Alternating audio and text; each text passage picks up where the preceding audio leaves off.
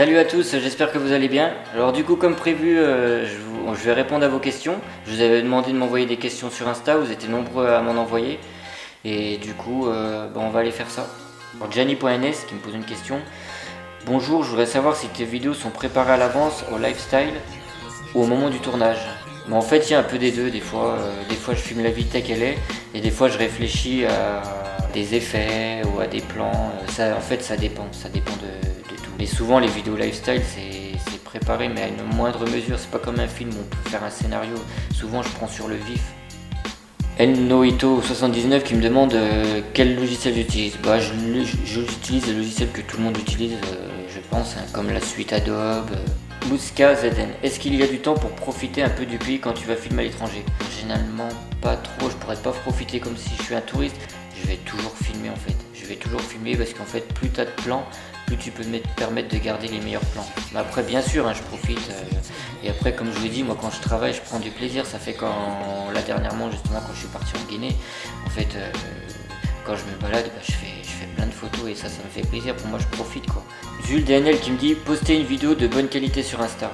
Ça, il y a beaucoup de gens qui me le disent, mais en fait, il faut savoir que Insta il rend la même qualité que votre export. Donc si votre export il est bon, normalement le Insta c'est bon. En fait, si des fois vous trouvez que c'est pixelisé, c'est parce qu'il y a une mauvaise connexion et Insta il baisse la qualité. Ou alors des fois il faut attendre que dès que vous la postez, il ne faut pas la regarder immédiatement parce qu'il la traite encore un peu comme YouTube. YouTube, vous mettez la vidéo, vous pouvez la voir qu'en 720p, et si vous l'avez mis en 4K, le 4K il apparaît que après parce qu'il faut le temps qu'il traite la vidéo.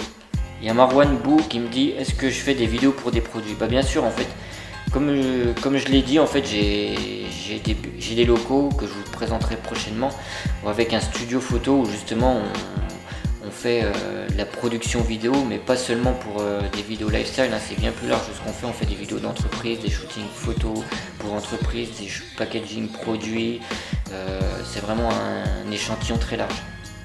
Dit best country you have visited. Les meilleurs pays que j'ai visités, j'en ai visité pas mal. J'aime bien tout, j'aime bien tous les univers, parce que je suis quelqu'un de curieux, je suis passionné par le journalisme, les documentaires. Ça fait j'aime un peu tout ce que j'ai visité. Après j'ai des préférences pour les pays pauvres. Là mes meilleures destinations c'est peut-être le Burkina et la Guinée, parce que c'est authentique, c'est les gens ils ont le temps de parler, les gens vivent simplement. Après il y a aussi le Japon que j'ai beaucoup aimé parce qu'il y a plein de coutumes qui sont différentes des nôtres. Et alors Timmy Coquid qui me demande vendras-tu des presets pour Adobe Premiere?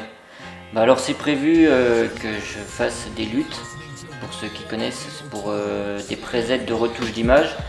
Après bien sûr je vais aussi faire des tutos où je vais montrer comment je fais les effets, comment je monte, je vais montrer tout ça dans des prochaines vidéos YouTube. Benzema69 qui me demande comment j'ai connu Karim. Moi je travaille à Lyon, du coup par des connaissances on m'a présenté Karim et après le film il est bien passé, il était content de ce que je faisais et du coup on travaille toujours ensemble quoi. Il y a l'Hélicorne D qui me demande c'est une passion que tu as depuis longtemps? Aussi longtemps que je m'en souvienne, en fait j'ai envie de faire des documentaires. J'ai envie de faire des documentaires, je regarde jamais de films, je regarde toujours les documentaires, surtout Arte, je me rappelle, j'arrêtais pas de regarder ça. Et du coup la vidéo, la photo ça se rejoint parce que quand tu fais des documentaires il faut un peu tout faire quoi. Et moi le but ultime c'est faire des documentaires, les produire moi-même parce que j'ai pas envie que quelqu'un me dise ouais il faut filmer d'une telle manière ou il faut t'apporter cet angle, non moi je veux être libre. Alors il y a Matt JHNN qui me dit merci et force pour ton incroyable taf. Lorsque tu filmes à la verticale. Du coup non je filme pas à la verticale parce que après j'ai déjà fait une fois ça en fait. Si tu filmes à la verticale t'es cuit en fait en vrai parce que après tu peux pas remettre en 16/9. Tandis que quand t'es en 16/9 tu peux mettre en 9/16. Je sais pas si vous voyez ce que je veux dire. Mais moi généralement je filme en 16/9 et après j'adapte en 9/16 ou en 4/5. Alors il y a Alan Bart qui me demande comment fais-tu l'effet saccadé dans la vidéo de Karim Benzema? Alors là du coup je vous montre un petit extrait. En fait c'est tout simple, c'est un peu à la manière du stop motion. En fait j'ai fait des photos et après j'ai fait des séquences photos, j'ai fait des séquences vidéo à partir de ces photos. Et du coup c'est pour ça que ça fait un effet saccadé. Alors il y a Duff Apo qui me dit il a pas de questions mais juste pour me pour dire que les vidéos sont incroyables. Je tiens à dire merci, c'est super gentil parce qu'il y a beaucoup de travail derrière et ça fait toujours plaisir quand vous donnez de la force et que vous faites des compliments. Lucas 92 qui me repose une autre question, tes ralentis sont à combien de FPS? Ça dépend de l'appareil en fait, et là actuellement avec l'appareil que j'ai c'est du 120 FPS. 120 FPS en 4K, c'est ce qui est déjà bien, parce qu'après l'ordi il faut qu'il suive et ça c'est pas évident. Voilà, c'est en 120 FPS et peut-être bientôt en 240 FPS. Alors il y a Merwan Shots qui me demande quel type d'objectif j'utilise pour mes shoots lifestyle et quel est mon préféré. Moi il faut savoir qu'en fait j'utilise que des focales fixes. Pourquoi des focales fixes? Parce que les focales fixes elles sont plus lumineuses.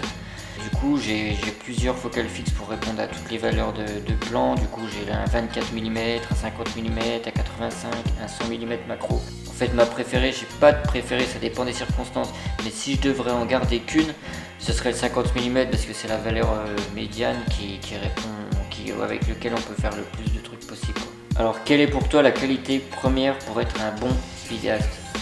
En fait la qualité première c'est qu'il faut être passionné. Parce qu'en fait quand tu es passionné tu travailles sans avoir l'impression de travailler, tu en fais toujours plus, tu es curieux, ça te donne envie de chercher de nouvelles techniques de tournage, tu t'informes sur les nouveaux logiciels et en fait il faut être passionné, ça c'est la première qualité. Après il y a aussi être débrouillard et être travailleur quoi, parce que de toute façon on n'a rien sans travail quoi.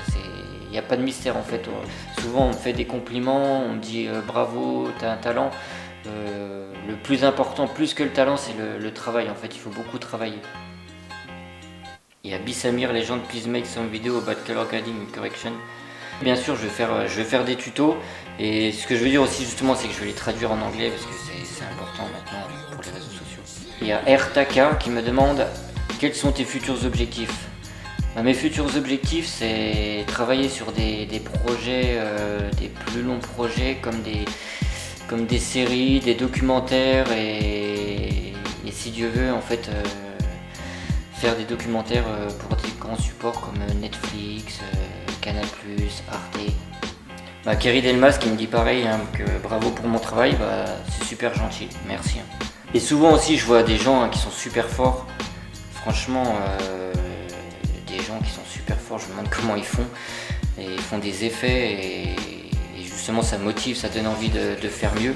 Faut pas croire, hein, je regarde tout. Si vous avez envie de rejoindre l'aventure avec nous, parce que comme nous on recherche aussi des photographes et des caméramans, n'hésitez pas à nous écrire et on pourra peut-être travailler ensemble, ce serait avec plaisir.